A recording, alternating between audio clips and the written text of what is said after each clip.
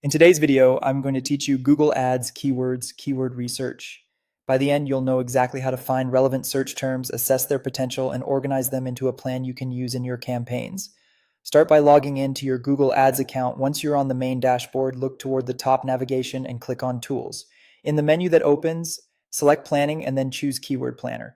This is Google's built-in research tool that helps you discover how people search, how often they search, and what it might cost to reach them.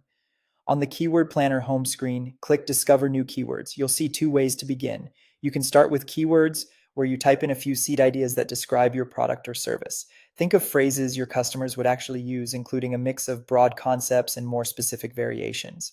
Or you can start with a website, paste a relevant landing page, and Google will scan it to suggest keywords that match your content. This is handy if you're not sure which terms best fit your page. After entering your inputs, click Get Results.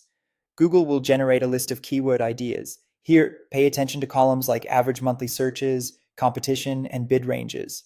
Higher search volume suggests more demand, but balance it with relevance and the competitive landscape. If needed, refine the results using filters for location, language, and date range so the data reflects your target market.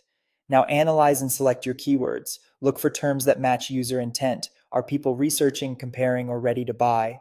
Long-tail keywords can be valuable because they're often more specific and can convert well. Avoid irrelevant or overly broad phrases that could waste budget. Consider whether a term is brand-related or generic and choose accordingly for your goal. Keep an eye on competition and estimated bids to gauge potential cost and feasibility. When you identify promising terms, add them to a keyword plan. Select the keywords you want and assign them to your plan so you can keep everything organized. You can group similar ideas together to mirror how your ad groups might be structured later. This step helps you estimate potential performance and sets you up for easier campaign builds.